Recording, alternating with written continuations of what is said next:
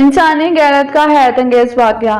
امام بحقی رحمۃ اللہ نے اپنی سند سے موسیٰ بن اسحاق قاضی کے زمانے کا ایک انتہائی عبرت انگیز واقعہ نقل کیا ہے۔ یہ واقعہ غیرت انسانی کا ایک عجیب واقعہ ہے۔ جی چاہ کے نظر قارئین کیا جائے، ہو سکتا ہے کہ اسے ہماری غیرت جاگ اٹھے۔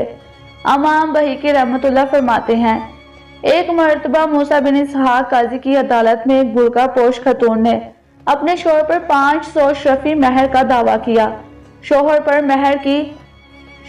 مہر کی اس مقدار کا منکر تھا۔ عورت کے وکیل نے دعویٰ کے ثبوت پر 2 گواہ پیش کیے۔ دونوں گواہوں میں سے ایک نے مطالبہ کیا کہ میں عورت کا چہرہ دیکھ کر گواہی دوں گا۔